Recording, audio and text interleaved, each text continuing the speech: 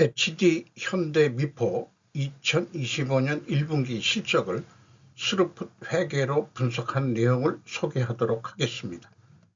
매출은 18.1% 증가했습니다만은 스루풋 영업이익은 17.17%가 감소했습니다. 계약자산 회전율은 0.7회전이고 PBR은 3.79로 높은 상태입니다. 분석 결과 비성분 재고자산 변동 범위 개선이 필요하다고 하겠습니다. 현대미포에 대한 관련 뉴스로 가스선 전환으로 수익성 높인다는 뉴스가 나왔습니다. 강귀구 기자가 파이낸셜 뉴스에서 6월 3일 날 보도한 내용입니다. LNG BV MR탱커 대체 가능성 전사 영업이익률 14%까지 상승. HD 현대미포가 MR탱크 석유화학 제품 운반선에서 벗어나 가스선 중심으로 수주 포트폴리오를 변경하고 있다. 고부가가치 선박시장에서의 입지를 확고히 하고 있는 모양새다. 이를 통해 2023년 마이너스 3.8%를 기록하던 영업이익률이 11 내지 14%까지 상승할 수 있다는 관측도 나온다. 최근에도 HD 현대미포는 스페인 선사로부터 LNG 벙커링 선박 2척을 수주했다. HD 현대 3호는 그리스 선사인 캐피탈 마리타임으로부터는 8800TEU LNG DF 액화천연가스 이중 연료 사용 컨테이너선 2+2 척을 수주했다. HD 현대미포는 친환경 고부가가치 선박, 암모니아 이중연료, LNG 벙커링, LPG, CO2 운반선 등 분야에서 글로벌 경쟁력을 강화하고 있다. 향후 탄소 중립 트렌드에 맞춘 선정 전환이 실적 개선과 가치 상승을 이끌 것이라고 평가된다.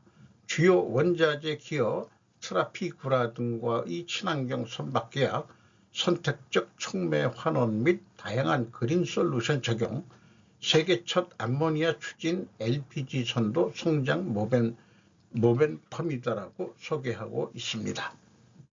자, 그러면은 1분기 원가회계 손익으로는 어떻게 나타났느냐? 매출이 1조 1,666억 원으로 전년보다 18.1% 증가했습니다. 계약자산은 8.1% 근데 감소시켰습니다. 매출원가가 11% 증가해서 매출 총이익은 금액상 345.8%가 증가했고 매출 총이익률로는 5.9% 상승했습니다. 판매관리비가 0.6% 내려갔습니다. 영업이익 587억 원으로서 전년도 적자 145억 원에서 505.9%가 전환이익이 발생이 됐습니다. 스루풋 회계로 분석한 결과는 매출에 비례하는 매출 재료비가 5,029억 원으로서 27.2%가 증가했습니다. 매출 증가율보다 9.1% 플러스이기 때문에 여기서 원재료 가격이 상승했다라고 1차 추론을 해볼 수 있겠습니다. 스루풋률은 3.1% 그래서 내려갔습니다. 운영경비는 22%나 줄었고요. 그래서 TO의 생산성은 1.23으로서 0.11포인트가 하락했고 스루풋 영업이익은 1,224억 원으로서 전년보다 17.7%가 감소했습니다. 원가회계 영업이익보다 638억 원이 더 많게 이익이 났는데 이것은 계약자산이 감소했기 때문입니다. 재고자산 내역을 보면은 매출원가에 반영되는 가공비 배부 재고자산은 없습니다. 원재료 미착품 해서 전체 재고가 233억 원이 감소했고 계약자산은 1,200억 원이 감소했습니다. 참고적으로 수주 상고 잔고가 12조 2,500억 원대를 가지고 있습니다. 1분기에 1조 원대였으니까 연간 4조 원 한다고 보면은 한 3년치 물량은 확보하고 있다. 그리고 이 수주사항 표기 방법은 HD 현대중공업과 마찬가지로 모범적으로 잘 하고 있어요. 1분기 매출에 이 기간에 의한 수주 잔고를 표현하고 있죠. 기납품액이 차이가 좀 있습니다만 이게 수주사항 쪽은 연결 금액으로 하고 있는 거 아닌가 이렇게 생각이 듭니다. 이 정도 갭이라면은 틀린 것도 틀리다기보다는 뭔가 갭이 있긴 있겠지만은 연결과 개별과의 차이 정도 아니겠느냐 이렇게 생각을 합니다. 아니면은 기타 매출의 차이일 수도 있겠고요. 비용의 성격적 분류 내용을 분석하면은 A 재고자산의 변동이 있습니다. 재고자산 명세에는 이 가공비 배부 재고자산이 없는데 회사에서는 있다는 얘기예요. 232억 원이 감소했다라고 하고 있는 거죠. 재고자산 매입액이 있고요. AB를 더한 MC 매출원가 재료비는 5,666억 원이 되겠습니다. 1.4% 증가했고 운영경비는 22%가 증가했습니다. 운영경비 5,412억 원에서 판매관리비 352억 원을 뺀 5,060억 원이 공장 가공비가 되겠습니다. 53%로 내려갔고요. 상대적으로 재료 비율이 6%가 상승했습니다. 여기서도 우리는 원재료 가격이 상승했다라고 2차 추론을 할 수 있겠습니다. 재고자산 증감액에 대한 비교를 해보면은 967억 원의 차이가 있는데 그것이 BWC 증감액을 가감하면은 차이가 나오죠. 이것은 단지 계약자산을 제가 포괄 제공으로 인식해서 스루풋을 분석하기 때문에 그 금액을 제하고 나면은 일치한다는 얘기입니다. 그리고 HD 현대미포는 재고자산의 변동을 전체적으로 가져가고 있다. 이 전체적 매출원가를 나중에 궁극적으로 동일한 거 아니냐 이렇게 주장할 수 있지만은 총 제조 비용에 왜곡이 일어날 수 있습니다. 2단계, 3단계 PQ 총 제조 비용 967억 원 이거 1단계에서도 그 예시가 됐지만은 갭은 단지 계약자산의 증감액이 되겠습니다. 계약자산이 포괄 제공이기 때문에 스루풋 쪽에서는 이 재고자산 범주에 집어넣고 있습니다. 현금흐름표 기준 이상 없고요. 그리고 계약자산 증감액을 비교해 보면은 현금이 1253억 원 들어왔으면은 그거만큼 줄어야 되는데 1200억만 밖에 줄질 않았어요. 그러면 53억 원의 현금이 어디서 들어왔다는 얘기인데 이게 차이가 뭔지는 일반적으로 대손삼각 분야라고 하지만은 이게 일치하는 기업들이 거의 없습니다. 그 차이가 무엇인지는 추적하기가 좀 난망합니다.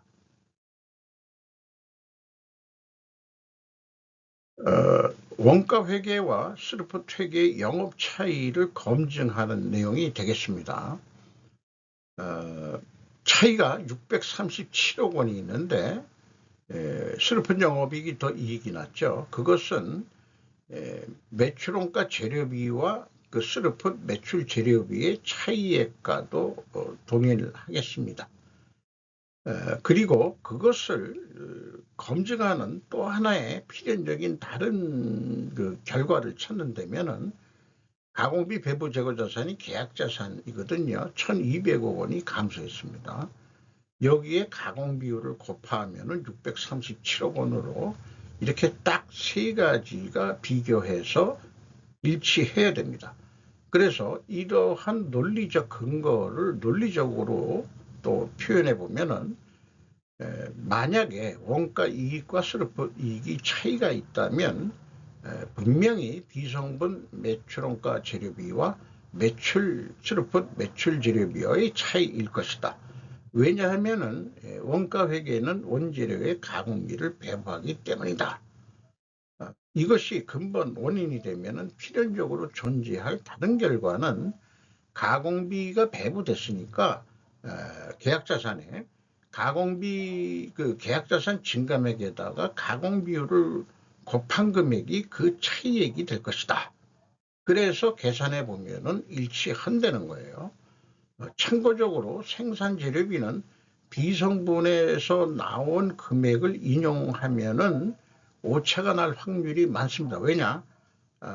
이 재고자산의 변동 범위를 가공비 배부 재고자산으로 하는 경우도 있고, 전체 재고자산으로 하는 경우도 있고, 또 그 변동 범위가 불확실한 변동이 있기 때문에 확실한 것은 이 매출원가 재료비, 매출원가 재료비가 아니고 그 비성분에서 그 매출원가를 산출한 금액에서 총 제조 비용을 역으로 뽑아내죠. 그 앞에 소개했습니다만은 거기다가 가공비를 뺀 게 그러면 나머지가 재료비가 된다. 이런 얘기가 되겠습니다. 이렇게 역추적해서 나온 금액을 생산 재료비로 인식을 할 필요가 있습니다. 검증을 위해서. 운영경비, 인건비만 뽑아봤습니다. 990억 원이 집행이 됐는데 18.6%가 증가했어요. 근데 직원 수는 1분기에 그 공시를 안 하고 있습니다. 2024년 말 직원인데요. 4,003명. 연간 연봉은 9,900만 원으로 근데 너무 오른 것 같으니까 직원이 조금 증가했을 것 같기도 합니다만은 변동이 없다 그러면은 18.6%가 임금 상승이 됐다. 경영평가지표로서 계약자산 회전율이 떨어졌고요. 수르풋율도 떨어졌습니다. 동일 방향이면 투명회계 과정을 일단 세웁니다. 참고적으로 새롭게 좀 시작한 인적자산 회전율, 매출 나누기 퇴직급여 충당부채, 회사에서는 이제 확정급여 채무라고 되어 있습니다. 3.8회전, 0.5회전 상승시켰습니다. 다 직원들이 노력을 해서 매출을 일으킨 거니까 이런 평가지표도 좀 해줘야 되지 않겠냐. 새로운 평가지표인 인적자산 회전율은 임금 협상 자료로 참조가 될 수 있을 거라고 저는 생각을 합니다.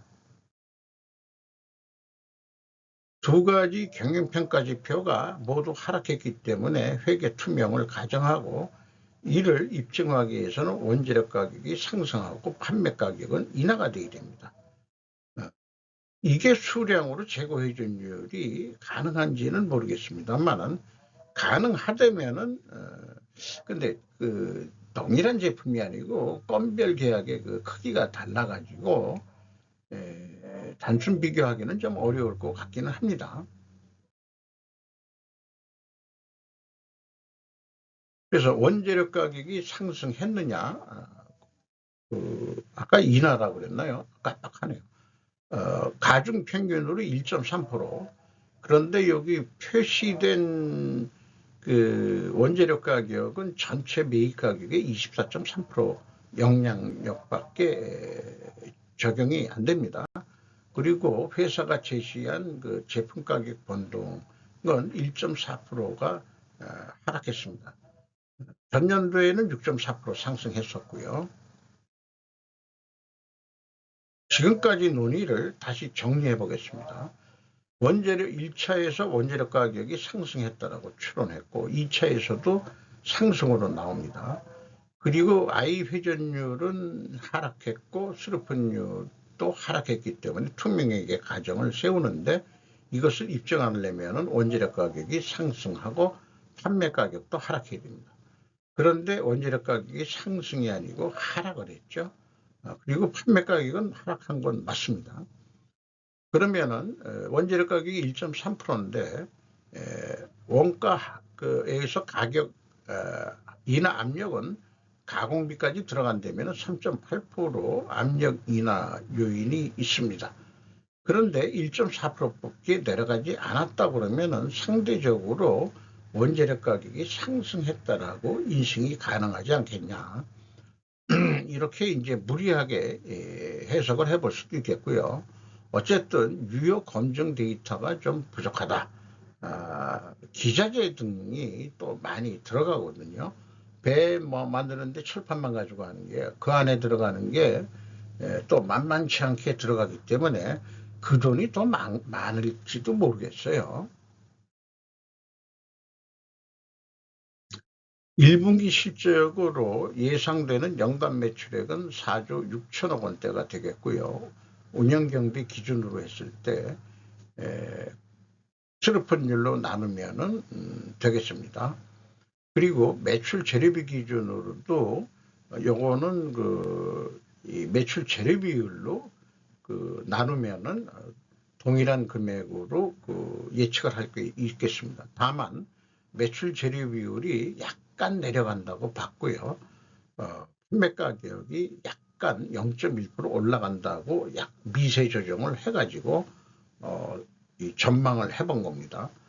재고를 줄인 회사의 납품 견적 단가를 요거를 하나의 단가로 인식을 한다면은 인정하는 상관습이 그래서 요청이 됩니다. 여기는 지금 재고를 줄였죠. 왜 그러냐? 스루풋은 재고가 질 경우에는 판매가가 좀 낮게 나오게 되어 있습니다. 반대로 재고를 증가시킨 납품 회사의 견적 단가는 내려감으로 원가 회계 견적 단가는 충분히 내고 할 필요가 있다. 그러니까 재고가 증가했을 때는 스루풋 쪽의 견적은 내려가니까 원가 회계 쪽은 반대로 올라간다는 얘기죠. 그러니까 그것을 알고 있다면은 이게 뭐 납품 단가라고 톤당 한 460만 원 정도에 판다고 했을 때 그 견적 단가는 충분히 더 좀 깎을 필요가 있다. 이런 의견까지도 좀 확대해서 생각해 볼 수 있겠습니다. 예측을 통해서. 그래서 계약 단가를 이게 톤당으로 가정하죠. 톤당 467만 원에 계약을 하면은 49만 원 정도 나오는 것으로 되어 있습니다. 연간 재고 회전율이 3.1회전인데 조금 더 노력해서 3.3회전. 지금 계약자산 공사 진행하는 거를 건조 진행하는 것을 빨리 끝내서 5.2%더 노력을 한다면은 매출 단가는 490만 원 선으로 끌어올릴 수가 있는 효과가 나오고 운영경비가 2.4% 증가한다고 해도 영업이익은 5,889원으로 증가할 것으로 사업계획을 해볼 수 있겠습니다. 말씀드린 대로 재고가 감소했기 때문에 계약자산이 재고 회전율이 상승을 했는 일반적으로 하고요. 영업이익도 더 증가하게 되어 있습니다. 판매가는 원가 회계보다 높게 나오게 되어 있습니다. 이런 상황이고요. 주가는 19만 3,700원으로 연초보다 59,200원이 상승했습니다. PBR은 3.79로 높은 상태입니다. 5% 이상 주주는 HD 한국조선해양이 42.65%, 국민연금공단이 12.31%, 외국인이 20.6%가 나타나고 있는데 JP모간, 메릴린치, 골드만삭스가 눈에 띕니다. 이상 마치도록 하겠고요. 구독, 좋아요 부탁드리겠습니다.